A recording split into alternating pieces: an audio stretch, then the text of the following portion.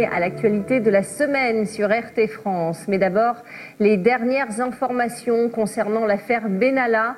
L'ancien collaborateur d'Emmanuel Macron a été présenté aujourd'hui à un juge d'instruction avec 4 autres suspects. Ils ont tous été mis en examen ce soir. L'avocate d'Alexandre Benalla, maître Audrey Gadot, que vous voyez, est arrivée ce matin au palais de justice de Paris. Elle n'a pas souhaité s'exprimer. Alexandre Benalla, Vincent Crase et les 3 policiers suspectés de complicité ont tous été placés également sous contrôle judiciaire. Une affaire qui provoque en tout cas une crise au sein des institutions politiques. L'Assemblée est complètement paralysée. Les débats sont interrompus. Le projet de révision constitutionnelle a été suspendu ce matin sur ordre de la ministre de la Justice. Les députés réclament toujours des explications au gouvernement et au président de la République. Il n'a toujours pas pris la parole depuis le début de cette affaire, il y a près de 5 jours maintenant. Et au milieu de ce séisme politique, Emmanuel Macron, on l'apprend, aurait convoqué très discrètement sa garde des Sceaux et son ministre de l'Intérieur hier à l'Élysée. Le Premier ministre, formellement, doit nous répondre et doit expliquer pourquoi il ne souhaite pas qu'il y ait de débat ou pourquoi, au contraire, il souhaite qu'il y en ait un et voir de quelle manière il peut être organisé. Donc j'aimerais que la garde des Sceaux, puisque le ministre chargé des relations avec le Parlement passe son temps dans les couloirs de l'Assemblée, mais refuse de venir dans l'hémicycle, ce qui est aussi quelque chose d'invraisemblable. Ça fait 3 jours que le ministre en charge des relations avec le Parlement passe son temps entre la buvette et la salle des 4 colonnes et refuse de mettre les pieds dans l'hémicycle. Monsieur Castaner, est-il le ministre chargé des relations avec le Parlement ou le ministre chargé des relations avec la buvette ? Est-il le ministre chargé des relations avec la buvette? C'est un problème politique lourd. Pour quelle raison il ne vient pas ici? C'est un problème politique, mais ne riez pas. C'est le riez pas. En ne venant pas ici, il bloque le fonctionnement du Parlement. Je le dis au nom de mon groupe. Nous ne reprendrons pas les travaux tant que l'exécutif n'aura pas répondu à la lettre que nous lui avons adressée. La République a mis en œuvre 3 enquêtes. C'est le dispositif maximum d'enquête de la République. Nous avons mis au sein de la commission des lois en route une organisation pour que la commission des lois ait les pouvoirs d'une commission d'enquête. Nous avons un agenda pour demain et les jours à venir. C'est donc incompréhensible et incroyable que les travaux pour lesquels nous sommes tous mobilisés au nom des Français ne reprennent pas. Aujourd'hui, vous ne faites pas votre travail. J'ai bien entendu de nouveau les leçons de morale de notre collègue qui nous rappelle son élection il y a 1 an. Mais elle a oublié de rappeler qu'il y a 1 an, l'élection du président de la République et l'élection des députés, des candidats de la majorité En Marche se faisaient sur quelle thématique? Sur la probité, sur l'exemplarité, sur la transparence. Et nous avons dans cette affaire Benalla-Macron l'illustration exactement inverse de ce sur quoi vous avez été élu. Et c'est cela qui choque. Des débats houleux, on vient de le voir hier à l'Assemblée. C'est la présidente du Rassemblement national qui a vivement interpellé Christophe Castaner, le chargé des relations avec le Parlement en dehors de l'hémicycle. Vous êtes là, avec les journalistes, vous êtes là en train de délivrer vos éléments de langage et vous refusez d'aller dans l'hémicycle. Depuis ce matin, vous rasez les murs. Vous avez quelque chose à vous reprocher? Oui, eh bien vous avez raison, car En Marche est en cause. Parce qu'on a demandé votre audition, monsieur, devant la commission d'enquête. Vous auriez dû vous-même accepter immédiatement et dire vous-même que vous étiez prêt à répondre à la commission d'enquête. Vous refusez de répondre à la commission d'enquête, alors que votre salarié est mis en cause, monsieur Crase, avec monsieur Benalla, qui est le collaborateur le plus proche du président de la République. Si je suis convoqué, non, vous ne serez pas convoqué puisqu'il refuse de vous convoquer. Vos amis d'En Marche vous protègent, comme ils ont protégé les voyous que sont M. Benalla et M. Crase. Finirez-moi, je vais expliquer aux journalistes comment ça fonctionne. Évidemment, je viendrai et j'apprécierais que vous en fassiez autant quand un juge vous convoque. Oui, je vous souhaite une excellente soirée. Allez, bien sûr, allez comme d'habitude et vous allez partir en rasant les murs, allez vous planquer je ne sais où. Demain, la commission des lois de l'Assemblée va auditionner à 10h le ministre de l'Intérieur, Gérard Collomb. Ce sera une audition publique, une affaire qui risque d'empoisonner encore quelque temps la vie politique française au plus haut niveau. Retour sur une affaire d'État, Thomas Bonnet. C'est sur cette paisible place de la Contrescarpe dans le 5e arrondissement de Paris qu'ont été captées les images d'Alexandre Benalla. Nous sommes le 1er mai dernier et alors qu'une manifestation a lieu non loin d'ici dans les rues de Paris, un homme est interpellé devant ce bar, la Contrescarpe, et à hauteur de ce passage piéton.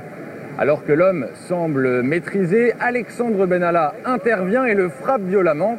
Cela heurte Ta Bouafs, il filme la scène. C'est lui qui a mis en ligne cette vidéo où on identifie clairement Alexandre Benalla. Il y a des CRS qui se mettent à bloquer toutes les entrées et sorties de la place Contrescarpe. La tension augmente, la tension monte très rapidement. Benalla, il arrive au moment où le jeune homme est neutralisé par terre et que Vincent Crasse le tient par le col et lui demande des explications sur... En fait, on n'a pas le contexte, il lui demande c'est qui. Et le jeune homme lui dit je vais t'expliquer, laisse-moi, il le supplie en fait de se calmer. Et donc à ce moment-là, Alexandre arrive, l'attrape par le cou, l'étrangle et commence à lui asséner des coups de poing. Et c'est à ce moment-là qu'on crie d'arrêter, arrêtez. Voici donc le point de départ de l'affaire Benalla. Une première vidéo, puis 2 autres viendront accabler le conseiller du président.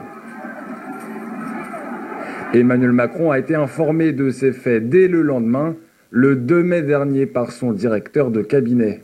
En guise de sanction, l'Élysée ne décide que d'une suspension provisoire. Il a été mis à pied pendant 15 jours, avec suspension de salaire. Il a été démis de ses fonctions en matière d'organisation de la sécurité des déplacements du président.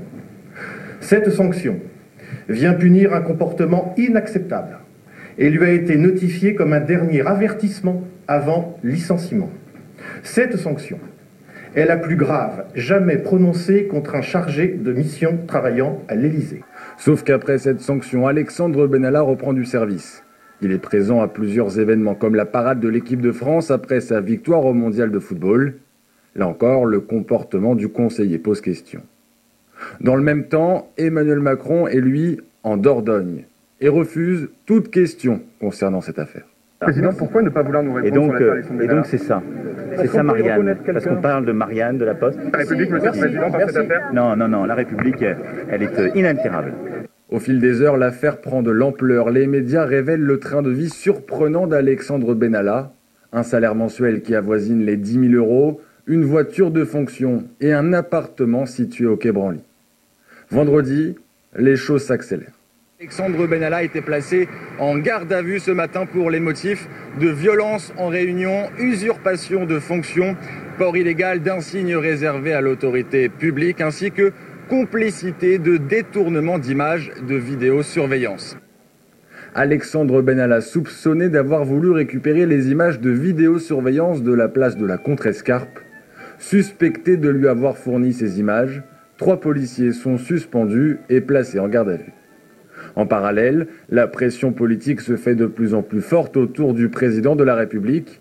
Les députés de l'opposition sont vent debout et réclament des réponses. On n'a jamais connu une situation comme ça là. On a connu des crises, il y en a eu, mais quelque chose qui touche au tout premier cercle du président de la République dans des activités de cette nature, aller tabasser des manifestants et donner des ordres à la police, on n'avait jamais vu ça.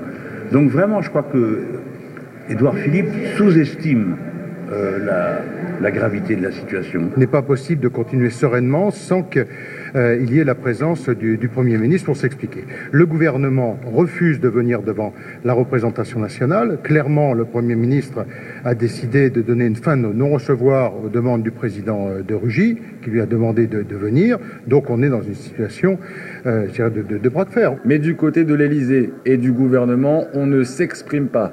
Idem pour les députés de la majorité, qu'il est impossible de questionner. C'est l'affaire Macron, l'affaire Benalla ?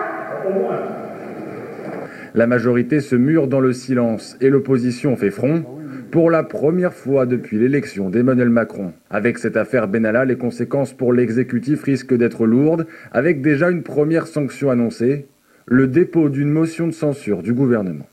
Une affaire d'État qui devient même une affaire Macron. La condamnation est unanime dans l'opposition. Voyez ces réactions de Pascal Cherki, membre du parti Génération S, de Benoît Hamon, et d'Éric Tegner, militant Les Républicains.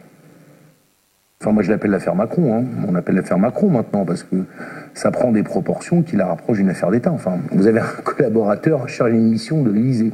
Donc on découvre maintenant qu'il est un très proche collaborateur du président de la République, presque un intime en quelque sorte. Bon. Qui va faire quoi? Le coup de poing dans une manifestation en se déguisant en faux policier, ce qui est un délit. En allant porter des coups de violence volontaire sur des manifestants, ce qui est un délit. L'Élysée l'apprend. Le directeur de cabinet prévient le président de la République qui se trouve en déplacement en Australie et il décide de concert, de quoi? De prendre une sanction de 15 jours. Qui n'est pas appliquée.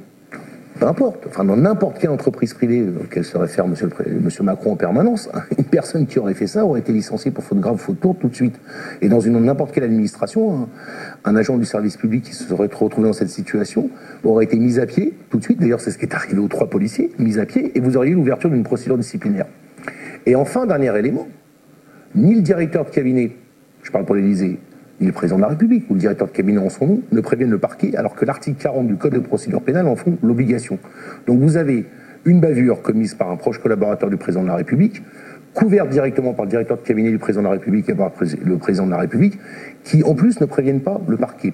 Et de surcroît, le ministre de l'Intérieur, nous apprenons que le ministre de l'Intérieur était au courant dès le lendemain, et que lui aussi n'a diligenté aucune procédure, ni enquête administrative, il vient de diligenter une enquête de l'inspection générale de la police nationale, mais que, parce qu'il a été acculé devant l'Assemblée nationale, il ne le fait pas de son propre chef dès le lendemain, et en plus de cela, il ne prévient pas non plus le parquet. Alors qu'il est le ministre de l'Ordre, il devient un acteur majeur du désordre auquel nous assistons depuis quelque temps. Donc c'est vraiment une affaire extrêmement grave qui révèle un profond dysfonctionnement de nos institutions et surtout un comportement du président de la République et de son entourage qui fonctionne comme un clan et qui est aux antipodes de cette République exemplaire qu'il a appelée de ses voeux et pour lesquels je pense qu'il y avait une majorité de Françaises et de Français qui étaient d'accord. Aujourd'hui, l'affaire Macron, c'est un véritable scandale d'État. Quand je parle d'affaire Macron, je ne parle plus d'affaire Benalla. Ce n'est plus la simple histoire d'un collaborateur qui a tabassé un militant de la France insoumise. C'est l'histoire d'un président de la République qui a protégé un de ses proches collaborateurs en ayant connaissance des faits qu'il avait encourus au début mai. Parce que le directeur adjoint, justement, du cabinet de la présidence de la République a dit, face aux policiers de la police judiciaire, que Emmanuel Macron avait visionné la vidéo. Et donc Emmanuel Macron a choisi délibérément de protéger son collaborateur. Et plus qu'un scandale d'État, c'est aussi un mensonge d'État. On va chercher demain à dire que c'est de la faute de la police, que c'est la faute des commissaires. Ce qu'on sait aujourd'hui, c'est que M. Benalla, il venait avec sa carte, il disait voilà c'est l'Élysée. Et les policiers, eh bien, ils étaient obligés de le laisser faire. Alors effectivement, c'est répréhensible pénalement parce qu'il y a justement l'article 40 du Code de procédure pénale. Mais le vrai problème, il n'est pas là. Le vrai problème, il est qu'il y a des personnes comme M. Benalla qui, selon moi, ne peuvent être qu'une... finalement, le danger aussi, c'est que M. Benalla ne soit que la partie émergée de l'iceberg. Il faut se demander s'il n'y a pas d'autres Benalla au sein de l'Élysée.